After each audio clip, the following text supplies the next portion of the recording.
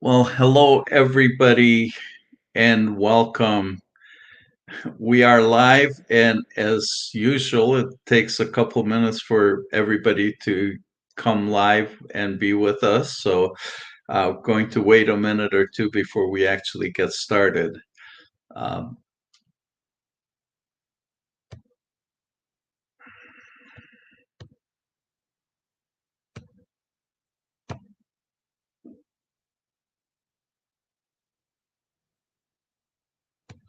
oh, goodness.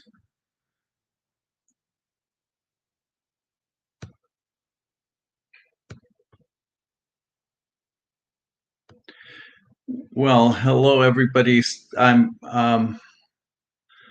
somehow we're having a little bit of a challenge because it looks like we've been removed from some of the Facebook connections. Anyways, we are live. I'm sure we're live in several places, including YouTube and Facebook.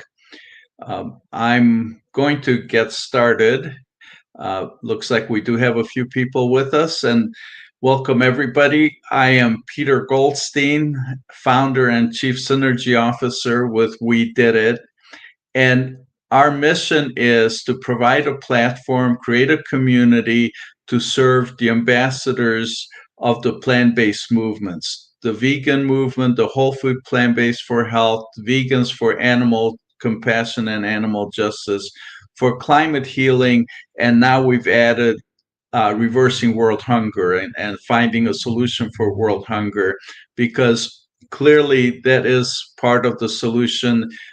It takes 6, 7 times more food to 6, 7 pounds of grains to get a pound of meat for people to consume. So obviously, if we cut the animals out of the equation, we have more food for the hungry people of the world. So our mission with Thrive and Inspire Ambassadors community is to provide a platform and bring in all the voices so that we as ambassadors for the plant-based movements can be more effective in inspiring and influencing people like our friends, our loved ones, our acquaintances, to take a look at their lifestyle, to show them that there is opportunities to be healthier, to take care of the planet, to take care of the animals. So I am really thrilled today. We have a special topic. Margaux Khoury is going to lead a conversation about families raising vegan children in a non-vegan world. And that's a very important topic. Our children, we as adults have such a challenging time in this world of non-vegans, not being so vegan friendly. We're constantly having to work our way through it. Well, imagine for our children, it's just that much more of a challenge. So Margaux is expert at children and families and parenting. And then we also have a very special guest with us. Dr. Lee Ettinger is returning to be with us. He is a pediatrician, and he's going to help look at some of the medical aspects about children and being plant-based. So with that, I'm going to first welcome Margaux Khoury and ask, hello, Margaux, welcome. And if you would please share with everybody some of your background, your expertise, your passions. I know it's all about children and families, and you're doing some magnificent work with that.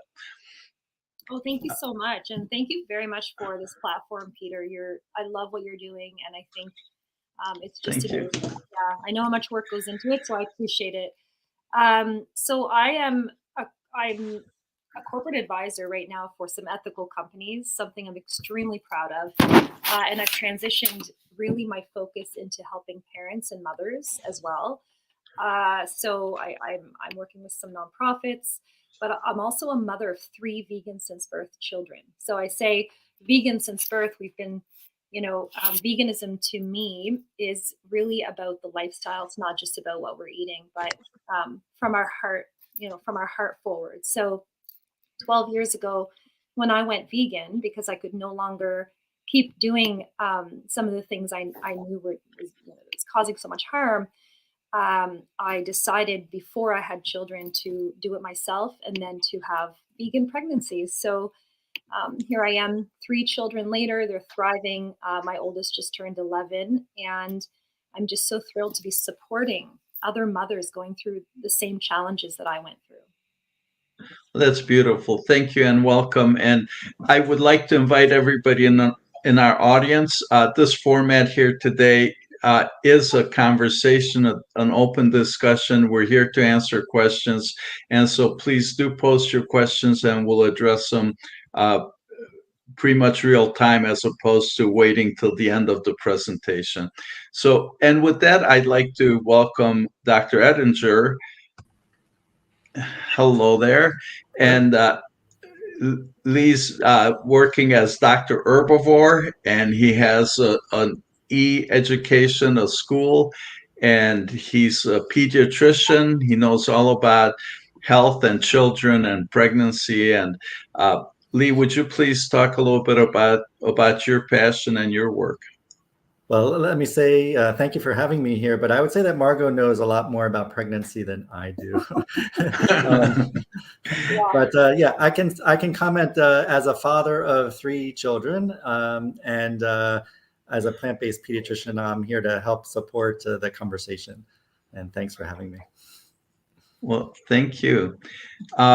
Well, with that, we'll get right into it. What do you feel, the both of you, are the main challenges? So children, well, first for yourselves, your children, do they go to public school or do you keep them homeschooled? And Lee, I don't know how old your children are. Margaux, I know you have younger children. So if you guys would each address what the primary challenges are that you've seen and how you well, I'd like to say protect, but actually it's probably more like empower them to be able to deal with the challenges that they come across.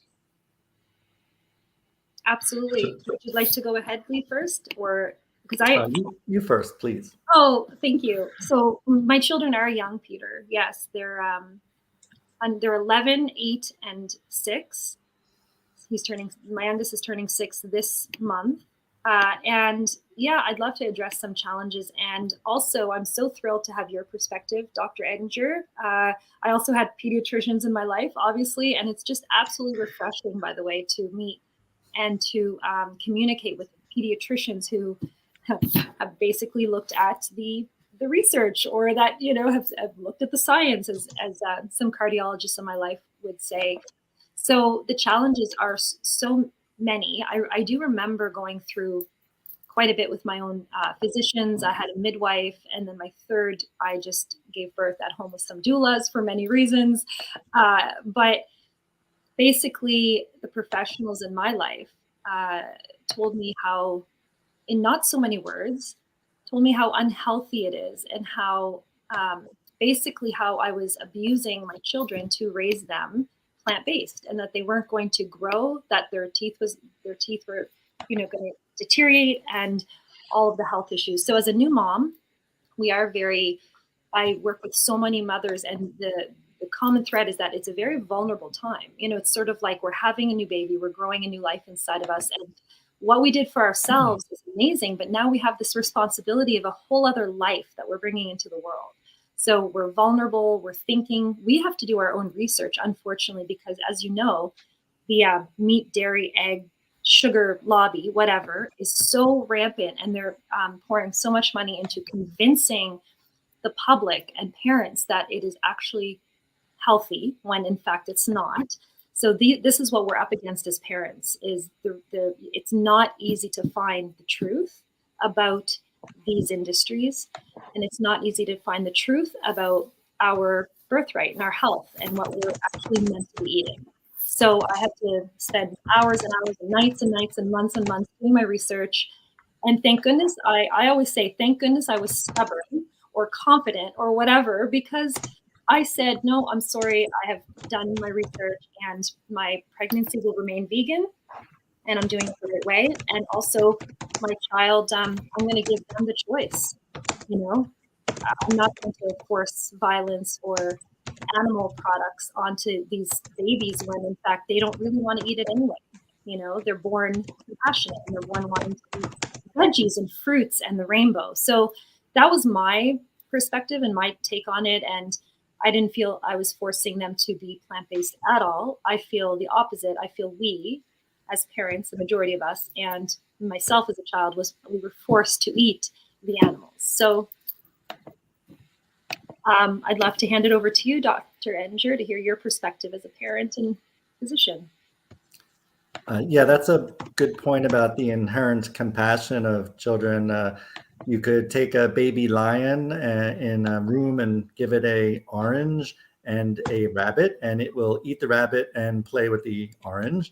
And if you give a toddler a rabbit and an orange, at least peeled orange, the toddler will pet the rabbit and eat the orange. I think there's just that's just how we're made, and we're only programmed kind of later in life to start to eat the meat based on societal pressures and things. I turned vegan in 2014. I actually first learned about it from an online cyclist posting content about cycling, and as a cycling enthusiast, I was thinking, well, let me give that a try, see if that will help my cycling. And sure enough, I lost weight and I got faster on the bike, and I was very happy. And then I started to research it and learn about the medical aspects of plant-based eating, and these stories made sense to me. So I changed what I ate, and then I was able to convince my wife and my kids. I have twins who are now 16 and a 13-year-old, and they were in elementary, kind of middle school back in 2014 when I made the change. And they didn't actually notice at first. It took them 2 weeks to notice that the cereal was now with plant-based milk instead of dairy milk. So they didn't quite notice. But as they became teenagers, I think that, yes, pressure is out when they are socializing with friends and parties and things like that, that they will sometimes eat meat and animal products. But that's up to them now at this age. I feel like we've educated them. Although one of my daughters is pretty vegan for the animals, so she's pretty strict about it, but still thriving. So it's nice to see them also give a voice to this when things come up with their friends. So they're learning and making decisions and becoming young adults, and we are supporting them. But it is funny. You should mention like going to the pediatricians, and the pediatrician is like, well, where are you getting your protein and where are you getting your calcium and drinking milk? And my kids just kind of roll their eyes at this point. So I've really made it my mission also to try to educate the pediatricians. So since 2017, I've been giving talks to medical groups, to pediatric groups in hospitals and locally to try to educate them about the plant-based diet. That's wonderful. I so applaud you for doing that, and getting doctors to understand the power of a whole food plant-based lifestyle is such important work, because there's such a source for influence. They're so influential with people. People listen. And maybe I've seen doctors disagree with that. I've seen some doctors saying my patients don't listen to me, but I think across the board, most people really heed what their doctor says, and they take it as being really important. So we have a question here from Heather. Basically, she's saying that she was homeschooling, but now she sent 3 of her children to public schools. Packing all their lunches can be a challenge. Would you guys address some tips for packing lunches for public school? And Heather, I would ask, like, what are the challenges? Are you referring to challenges of what to pack them, or challenges of other kids maybe making fun of your kids? Or so if you would be a little more specific. But right now, Leah, Margaux, what would you recommend in terms of I guess both of those points? Okay, so that is definitely a challenge for most families who are transitioning into veganism, like for changing specifically lunches, because most schools also are mindful of some of the allergens. Like our kids eat all the nuts in the entire world, and we don't have to worry at home, but at school. I homeschool my children like you did for your first 4 years. They're completely at home, and so it is easier. But when they went to a school for a year, 2 years ago, we were in British Columbia. We sent them for a year, and packing lunch was actually really, really fun. We got them to choose what they wanted, what fruits they wanted, and usually it's just fruit and a meal that I had made and things like that. So I do recognize that it is a challenge for sure, but it also can be really, really when you become plant-based, it's almost like a whole other world opens up of ingredients and really fun things. So perhaps Lee, you have some more tips on that. Well, for better or for worse, my kids report that the cafeteria lunches offered by the school are terribly nasty.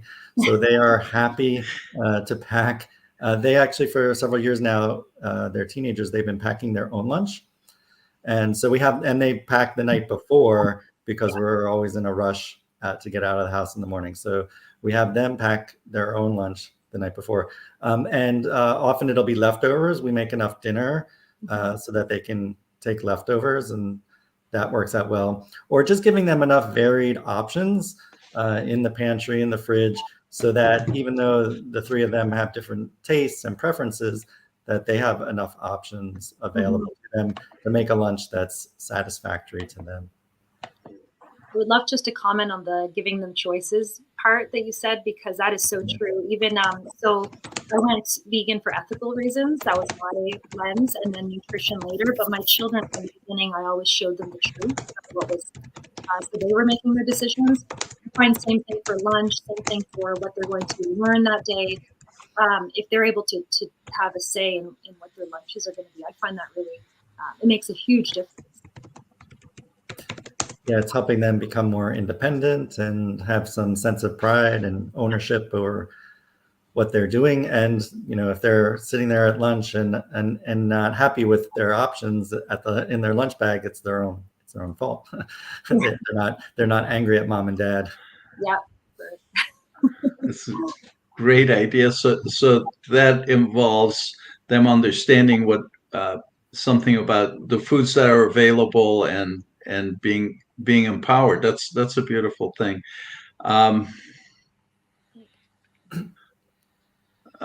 Let's see what else now. Heather's saying, my kids aren't too bothered by what other people say. Okay, that's great. It's more about what to pack, keeping it healthy. So what are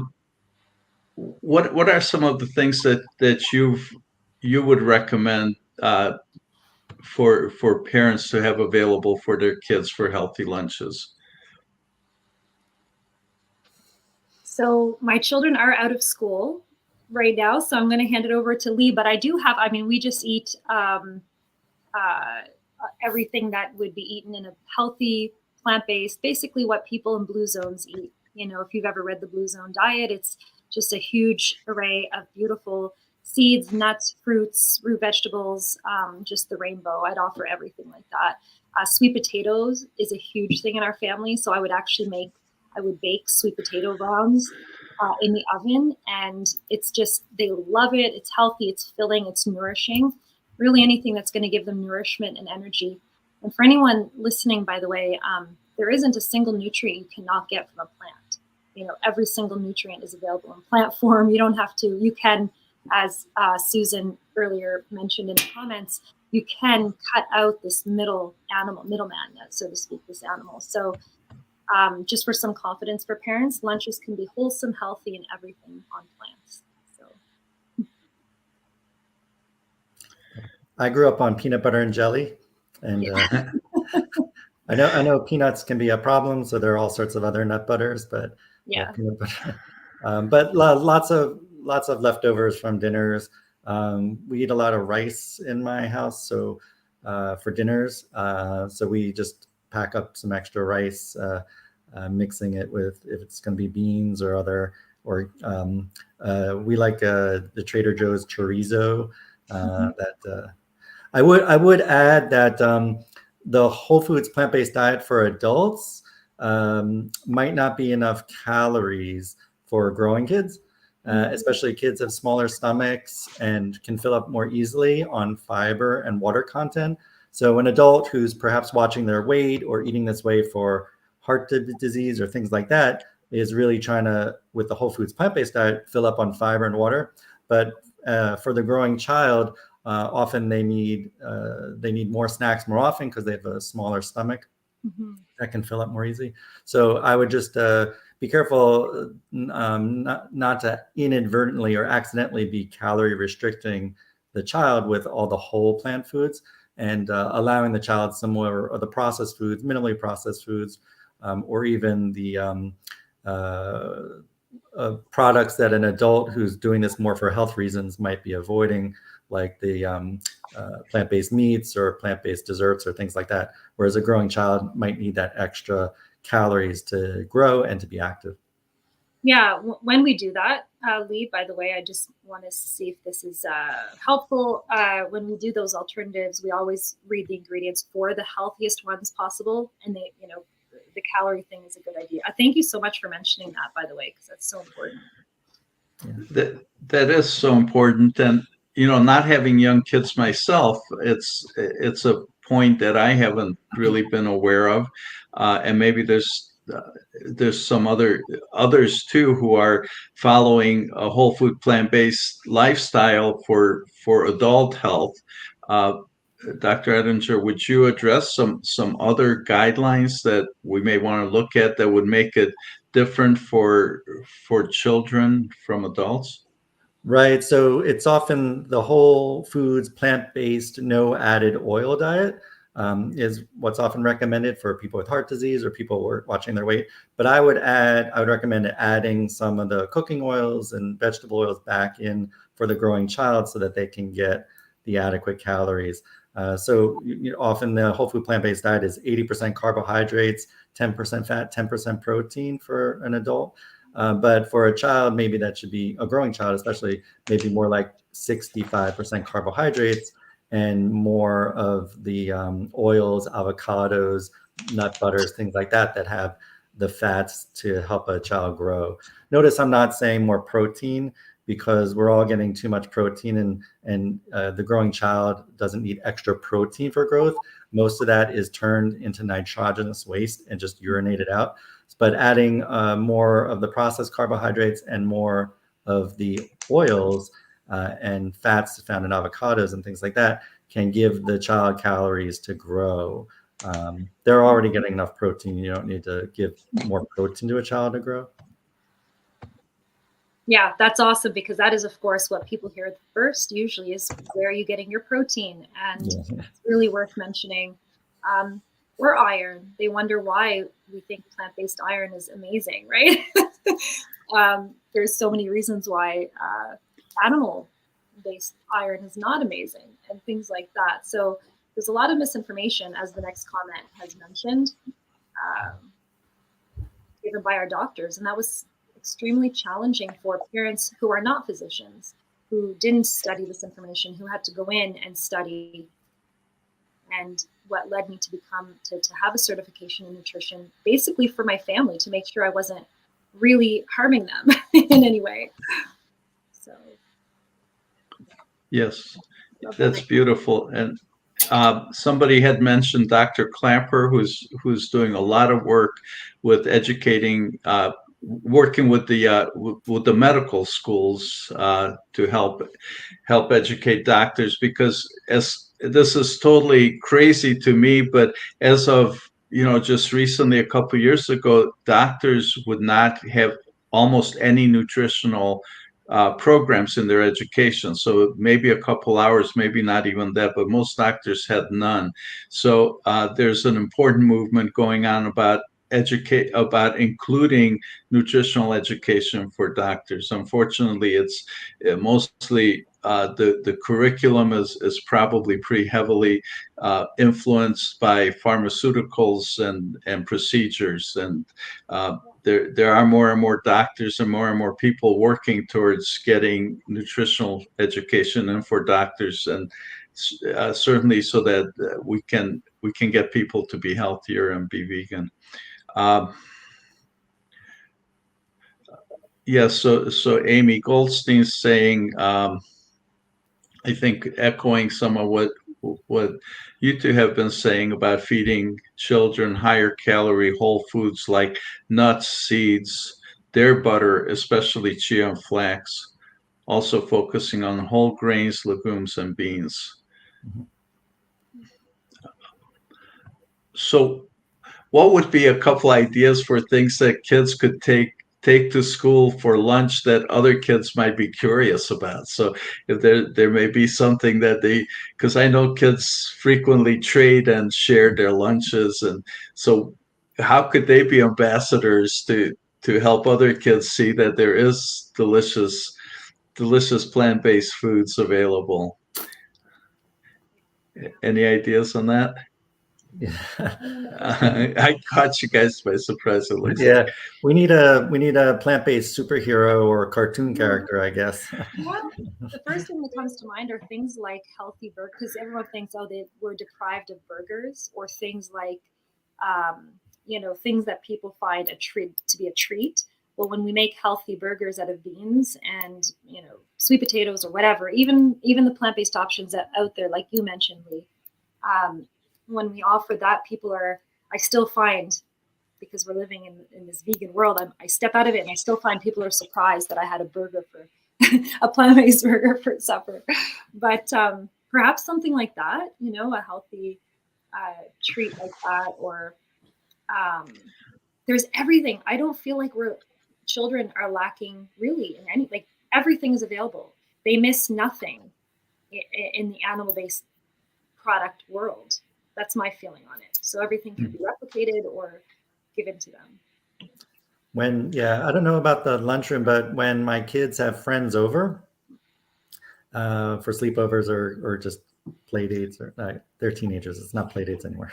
But when they have friends over and we have dinner, what we like to do is serve kind of buffet style. So we'll have make your own sushi, where it's veggie sushi. So it'll be sweet potatoes, cucumbers, avocados, things like that, so that the people can make their own. Or we have make your own burritos with all the vegan ingredients, or make your own vegan pizzas, so that people can, again, we like to give the young people kind of control over what they're making, so they don't feel like they're being force-fed any one thing or another. They can make options and find choices that are satisfactory to them in these make your own kind of situations. So that's what we like to do we do that for our own dinners, but also especially or pastas, where there'll be various, if they want the vegan meatballs or the or different veggies or something on their pasta, so that the kids, they feel like they have some sense of control over what they're eating. Excellent. I love the idea of a superhero, and I occasionally remembered about Popeye, and keep thinking that maybe we can bring Popeye back, and then I realized that Popeye comes with olive oil, so maybe there's two sides to that. But yes, having a superhero that's plant-based, and we grew up a long time ago, I guess, but we grew up with Popeye, and down a can of spinach and get the superhero powers. So we so somebody is saying that it's much easier with children when they're young, as opposed to as they get older. Are there any strategies that would work better with older children? Or certainly, I know that I have a couple children. They're adults now, but the more we try to influence them and inspire them, often the further we push them away. So, but what kind of strategies? What might be a good thing? And have you guys seen any groups? I mean, maybe are there any groups for teenagers, for kids that are about being plant-based?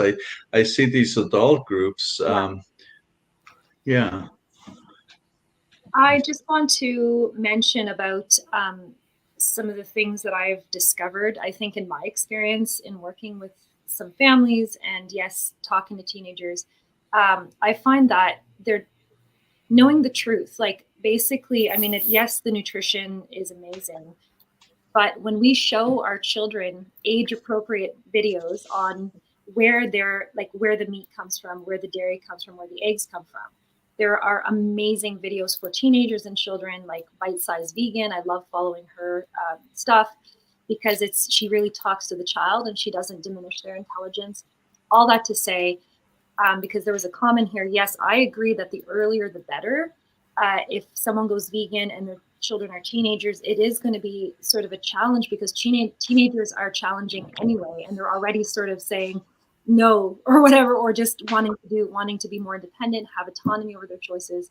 But I do find, like, what we promised our children from day one is to always tell them the truth, no matter what, about everything. Again, age appropriately. And when we tell them the truth about where it comes from, I personally find that children stick to it, just like perhaps adults, when it's something beyond them. We know we don't want to hurt animals. We know if we don't need an animal in our body for nutrients, then why are we doing it? I think this is the message that we're often lacking when we're talking about the health benefits of veganism, because it's an important aspect. We are one of the 5 great species, right? So we don't really need animals in our bodies. And that's what we showed our children. Our oldest can watch, they can handle so much. And that's the truth. And then after they know the truth on all sides, then they make their own decisions. So perhaps Karen or whoever mentioned that comment, perhaps that might be something for teenagers is, hey, just offer Ruby Roth's books. There are some, the vegan books for children, or the videos on it, because as you said, Peter, there are 4 reasons why and not being vegan is harming humans and harming the earth and also health. So it's pretty obvious what we should be, what humans should be eating. So I hope that that wasn't a nutrition answer, but perhaps Lee, you want to add to that somehow for that question. Yeah, when I'm working with teenagers in my practice, I really want to try to figure out what they're interested in and what they're into, and then try to match them with perhaps an influencer or from someone, athlete or actress or musician who they can kind of relate to. And there's a lot of great resources out there. So someone who's into music, there's, Billie Eilish is doing a lot of good vegan work. And then, as I mentioned, superheroes, several of the actors who play in the Avenger movies are plant-based and vegan and doing advocacy work for animals out there. So if I can get a sense of what a teenager is into, I can try to kind of guide them and direct them, so that they don't necessarily have to listen to me, but can listen to their favorite influencers online and kind of understand the message and relate in that respect. I'm not so sure the teenagers necessarily do it for their health, because for a teenager, it's hard to think. As I was working in my kidney practice, talking to them about their health and their blood pressure, for example, and making diet and lifestyle changes. I mean, it's hard for a teenager to think about what they're going to be like when they're 50. I turned 50 this year, and I'm still trying to figure out what it's like to be 50. After 45, we start talking, we start worrying. Yeah. So, saying this will be good for your blood pressure isn't necessarily going to work, but kind of guiding them. And then the teenagers are also, they're forming their identity and their independence. And for some, at least historically, the veganism can be a form of rebellion and a form of independent kind of assertion of their own identity. So I'm all about supporting that if that's the path they want to choose also, and become some of the more, kind of, what do you call it? What the people are saying is like woke, for better or worse, that word, but they're just becoming more aware of the environment and the animal welfare issues. And if I can support them with, there are great documentaries out there, movies like Game Changers and Cowspiracy and things like that. If I can direct the teenagers to check out those documentaries, sometimes that can be helpful too. And Genesis Butler also, she is a teenager now, and she's amazing. She's part of the vegan movement, and she also speaks to a lot of teens. So I love that. That's wonderful. Yeah, Heather is appreciating knowing that the Avengers are some of them are vegan. Her children love the Avengers, and I'm wondering, would it be helpful if being a platform to collect resources and support us in this world, if we somehow featured, I had a special interest group featured, collected a list of these resources that our ambassadors could easily have available to them. Um, I'm wondering if maybe we could do that at some point. To share, and maybe there's some of these different shows or documentaries or from Animal Compassion. Are you guys familiar with any vegan organizations that are primarily focused on children and youth? None that come to my mind right now are, I don't know about you, Lee, but there's Raised Vegan, which there's, I think there are little bits of information coming from many organizations and activists, but perhaps not specifically about this, unless maybe you come across maybe. Yeah, let me just add, for the person looking for the Avengers, I saw a website once that if you search like which of the Avengers are vegan or something like that, and it's all compiled. There is a website out there that will guide you on that. But I've been very impressed with this organization out in San Francisco called Youth Speaks. It's not a plant-based or vegan movement, but it's just trying to teach young people, especially urban young people, about processed foods and all the added stuff that's going into their diet. They have spoken word contests every year, apparently, that these kids are so expressive, and they make these fabulous videos of spoken word poetry that they take to competitions. And it's all about their experiences growing up, shopping at the corner store, and all this inexpensive food that's pushed on them that is so unhealthy, that I would think that other kids can relate to that. Mm-hmm. Spoken word poetry stuff is really fascinating, really well done. I think it's called Youth Speaks. Okay, I'm going to look that up, actually. That sounds amazing. San.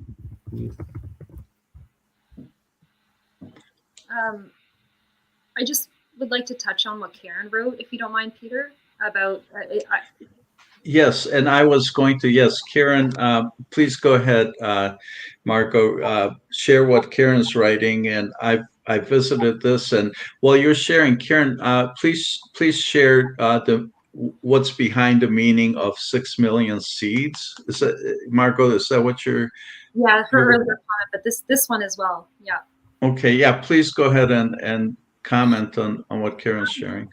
No, I just sense that there's more behind her comment, because the challenge, more challenges for those children, grandchildren that are not living in a vegan home.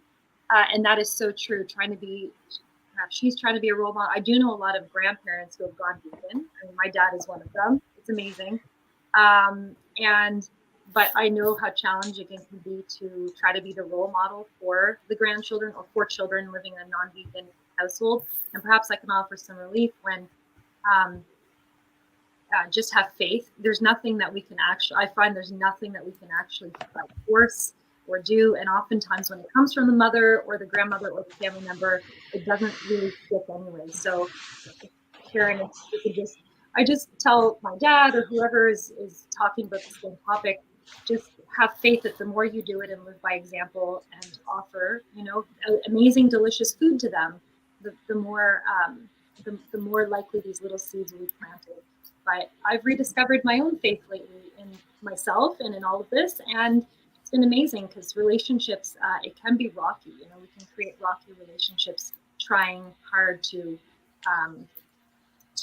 not force, but because we believe in it so much. But family, it's very, very touchy. So I feel that comment intimately. Absolutely. And you know that I'll sidetrack here a little bit, digress. Actually, we have recently identified, you know, our mission has been around tools and strategies to inspire our friends and loved ones because we've been so frustrated trying to help them shift their lifestyle. But recently we realized that really repairing some relationships maybe something we can focus on also. So watch for in our community for some conversations on that for support and repairing relationships. And with that, I'll plug Linda Middlesworth, who's going to be our guest next Saturday. She has an incredible and really unfortunate story about how her family is alienated from her because of her vegan ways. And so that's just so important to look at how frustrating, how painful it's been, and how to repair those relationships. So we're going to start looking at that. Okay, so back to Karen. 6 million seeds, 6 million people to help improve child nutrition in holistic schools, etc., to grow healthier children and healthier planet. And for that, they are doing a summit December 3rd through the 6th. And I look forward to it. Meryl Fury is the president of the organization, and it's PBNM. And if Karen, if you want to put up the URL for the summit, I'll put that on screen so people can see it and sign up and participate in what's going to be a really great summit supporting children and children's health and children's nutrition. And as soon as Karen puts that up, I'll share that. All right. Yeah. So you have some stories with supporting children as they may be in their frustration as to how their peers may ridicule them or antagonize them for being vegan. Have you had any of that? And what would you advise parents to do about things like that? Feel free to take the lead. I'll talk after this time. That's a tough one. Yeah. Just from my own experience, my kids were eating plant-based for about 2 years until they were in public schools in New York City, and in middle school and high school they get to go to Out Lunch, which is the local restaurants around the schools give a quick lunch for sale for the kids so that they can go in, eat a quick lunch and get back to school. But yeah, once my son started to go to Out Lunch with his friends, he enticed by, and I guess peer pressured by them to eat. They would go to the local burger place or wherever. So yeah, that's unfortunate, but it's just the reality of kids need to learn how to deal with peer pressure and need to understand the social pressures that are on us to eat meat, and it's just such a big part of society. So yeah, that's my own personal experience, but that's his decision now. It's interesting. He's dating a girl now, a young woman who's vegetarian. So we'll see if that has any peer pressure, good kind of peer pressure on him. We'll see what happens. I'm curious, Lee, has he seen any of the more factory for like animal rights videos at all? Yeah. So when we go out to dinner, when we're in a restaurant, he's always looking at the menu and saying, "Can I have this chicken dish? And we're like, "No, we're not going to buy that for you.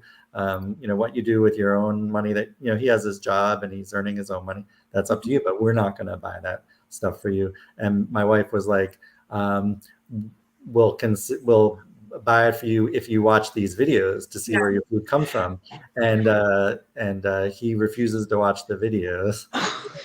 So you know, Yeah. so that's the standstill we're in right now. So if he watches the videos and still wants us to purchase that for him, I guess we agreed to do that, but he refuses to watch the videos. And did you say he's 15? I'm just curious. Yeah, he's 16 now. Yeah. Yeah, so mine are younger, and I have worked with families who are older. But we do this. I don't know how nuts this sounds, and I don't think that it is, because I'm not alone in doing this as an activist. We watch these things as a family, but they're young. My children are still young, so that's why I asked you, because I really love to hear what children change as they become teenagers and they grow. But in my heart, I'm really hoping, and so far so good, if it's about the victim and not necessarily about their health. Because like you said earlier, they don't, young kids don't necessarily care that their heart might, about their heart in the future. They're not thinking cancer, heart disease, etc. But if it's about that bunny rabbit, if it's about the cow and the baby cow who's torn from her mother, I always say to even my young 6-year-old, because I nursed them until they were done. I did baby-led weaning, and I always tell them, imagine if you can't be with mommy and during this really special time and nurse together. And it made them really sad, but also I don't regret it. It made them strong, confident, and now even with my 11-year-old, with peer pressure, I see him with his friends, and I notice he doesn't even have to look at mom and dad. He just makes these choices based on ethics. And it's a theory right now. I don't have any data, per se. It's just super anecdotal. I have a few families, but I'm guessing that if it's about the animals, if it's about the victim, they will stick to it more so than if it's just about health. So I love this topic. It could be a little bit off topic, but not really, because what do we want as vegan parents? We do want our children to make the ethical, healthier choices. And I do feel showing them these things and showing them the truth is going to be a huge part of that. Yeah, not to be stereotypical, but for my two daughters, they've had pets and they connect with the animals, and it seems to be like your observation, when they're thinking about the animals in that way, it's an easier choice for them to stick to their beliefs and not succumb to the peer pressure as much. Lovely. Yeah. Yeah, we beautiful points. Yes. Our neighbor has a pig, by the way. That helps a lot. Our neighbor rescued this pig, and she takes him on a walk, just like she would when we take our dogs on a walk. I have pictures with this pig, and our children know that the pig is basically running around acting like a dog, and there is absolutely no difference in how they feel, right? So it's a big part of it. Yes, for people who don't have a neighbor with a pig, taking the family to a farm sanctuary can enforce the message too, and seeing the farm animals being well treated and learning about farming, and there's a local farm sanctuary that we visited a few times, and I've actually volunteered at, and my daughter, when we can work out our schedule, volunteer it together. But yeah, even having the teenagers volunteer at the farm sanctuary might be very powerful for them. That's amazing. I love it. That's beautiful. I'm personally getting so much out of this conversation, and in that really clearly the focus, the strategy for kids needs to be about animal compassion as opposed to their health. It didn't really occur to me. So thank you so much for that. And so I love it. Let's keep pursuing ideas for how we do that. So visiting rescues and sanctuaries, and finding ways to introduce things to kids from an animal compassion perspective is probably a great strategy. And of course, not to ignore the health. I don't know maybe as adults, maybe as parents, we need to keep the health in mind, and we have so much compassion and love for our children. We want to see them thrive and be healthy. So certainly not to ignore that. But when it comes to uh, inspiring our children, maybe it does need to come from the animal compassion perspective. How often, vegan or not, do we have to say, do we hear parents say, this is not healthy, or this is not healthy, or this is the right choice? Like, it's sort of become watered down, right? Like choose this instead of this. And so I find it's more powerful, and the children really pipe up when I say, um, do we really, like, I don't even have to say it anymore, but if a video actually says to them, like I mentioned, Bite Size Vegan, Emily, we don't need to hurt the cow. So that's just so powerful. But I do find even non-vegan parents, I hear that a lot, like, this is not healthy. This is going to hurt your health. Don't have this salt. And so it's so watered down. That's awesome. Nicole is asking, how young were your kids when you showed them the documentaries? Yeah, really young, really young. But I didn't show them. So Dominion Earthlings actually made me go, really, I watched Earthlings, and overnight I changed. That was what did it for me. But I mentioned Bite Size Vegan because she's amazing. She talks to the child. I read to them Ruby Roth books. If anyone's not familiar with the Ruby Roth series, like, she has 3 books on veganism, and she had the brand That's Why We Don't Eat Animals. Like, her first book was That's Why We Don't Eat Animals. So, and a cute one called V is for Vegan. My 3-year-old, I've read that to them. V is for Vegan goes through the alphabet and explains A to Z why we're vegan, and things like that, Nicole. So as far as the documentaries, there are some great ones. My 11-year-old did watch, like, the Game Changers, for example. That's about health. And he has seen parts of Dominion, and I tell him we can stop at any time. I think they can handle a lot more than we give them credit for.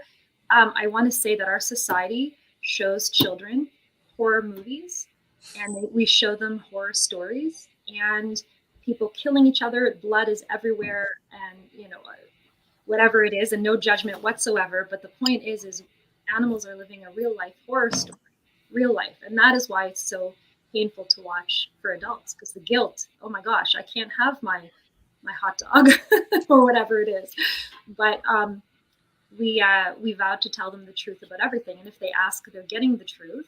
And I'm also mindful of mental health, what we can handle as well, because myself, having gone onto farms and see, it's really hard to watch, right, to some images. But I appreciate that question. I think every parent has to do what's best for themselves and their children, so you can feel that out. Yeah, Susan, just bitesizevegan.org is amazing. We just watched the one on honey because my oldest son said, oh, Mom, my vegan friend over here is eating honey. And I'm like, that's okay. You can have honey for sure, but do you want to see where it comes from? And he said, yes, of course. So we just watched the one on honey, and it was so well done and really solidified why honey isn't vegan at all. And we don't even need it. So, yeah. Beautiful. Well, you know what? We're coming to the top of the hour. We still have 5-10 minutes to go. But before we finish, I would like to share the link to the summit. There's going to be some amazing doctors and wonderful people on the summit. People like Dr. Furman and Dr. Yami, Leanna Campbell, Dr. Batista, and more. But here's the link. It's a free summit. Certainly, I'm sure there'll be a lot of wonderful information there. And Karen, your organization is doing such amazing things to support kids, and I'm so honored and happy to be able to support you and collaborate. And I look forward to sharing more of your work and your information and the outcomes from that summit. So thank you for sharing that, and thank you for all you're doing. Let's see, what else do we have here? Can I make 2 more comments? And please. First of all, I found that You Speak's a website. They have a few variations where they talk about gun violence or they talk about other issues affecting youth. But I put a link in the private chat. I couldn't have access to the comments, but to their site that specifically talks about diabetes and eating healthier. I don't know if you can see that, Peter. And then I'd also like to add your comments about watching Dominion and Earthlings, and even watching horror movies. There's lots of you hear lots of people talk about how our bodies, our physiology is of herbivores, that our teeth, our intestines, things like that make us more like herbivores. But I would argue that these movies and our reaction to them confirms that we're herbivores, because a real carnivore would get hungry, would start to salivate, seeing corpses and seeing blood and things like that. Whereas as herbivores, our role in the horror movies is being hunted. And we identify with the victims in the horror movies because we are herbivores in fear of carnivores, as our ancestors were. So again, just more evidence, I think, that we are more of an herbivore nature, especially in our reaction to horror movies and seeing gore. My own theory. Yes, but I did mention that when someone said, so what about lions or something? That right. Always comes up. They mention some carnivore as to why we're part of the circle of life, and that you just made that point so perfectly. Yeah. And also, we don't see a gazelle. We don't we don't see a gazelle or a deer. We don't start to salivate in the woods. Like we can't grab it with our lack of talons and claws and stuff. We just we have to chop it into unrecognizable pieces. Right. And evolutionarily, it makes sense for us to be repulsed by a carcass, because if we were in 100,000 years ago, if we were someplace and came across a carcass, there might be a real carnivore nearby, a pack of wolves or wild dogs or a lion. And so we're repulsed by that because we need to get out of there so that we're not the next victim. So when we're watching the horror movies, it's bringing up that same sense of repulsion and horror because we don't want to be near where the carnivores are. That's my theory. Yeah. That certainly makes sense. Yeah, absolutely. Well, point of plants.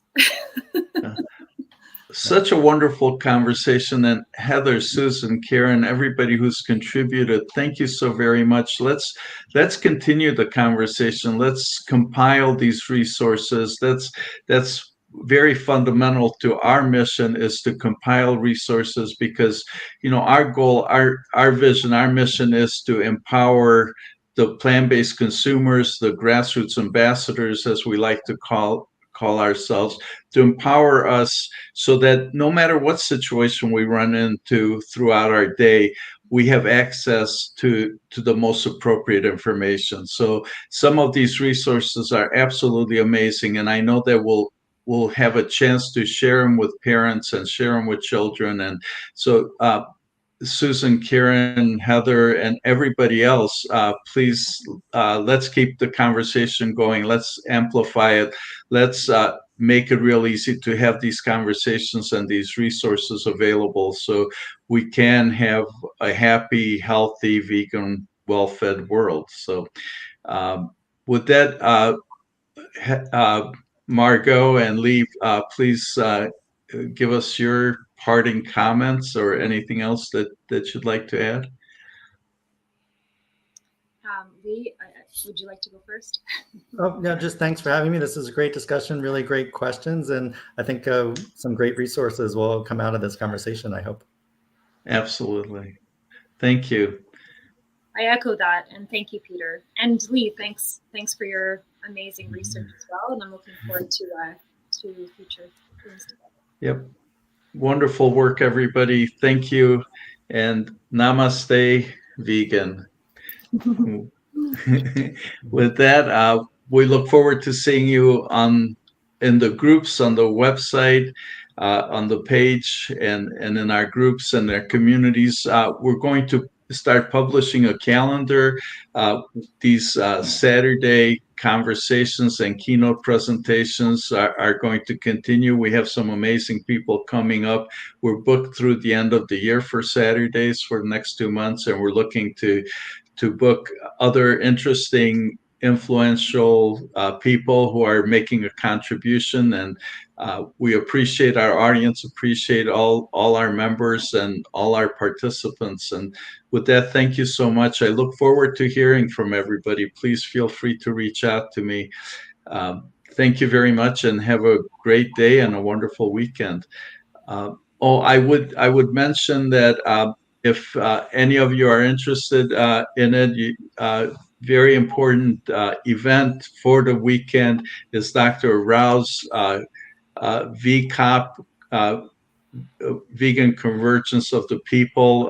The 11th in the series is airing this weekend, so it's already in progress. And I have the honor of presenting a small panel this afternoon at 4:00 addressing world hunger. So Nivi Javal is going to be co-hosting it with me, and we have a couple other guests who are wonderful. We're looking at not just the fact that being vegan is a solution for hunger, but we're actually going to look at some of the epigenetics and politics and the other forces that are playing an influential part in keeping so much of this world hungry and starving. So please join us at 4:00 this afternoon, and join us again next Saturday at 12:00 with Linda Middlesworth. So thank you, everybody. Have a great weekend. Bye-bye. Bye.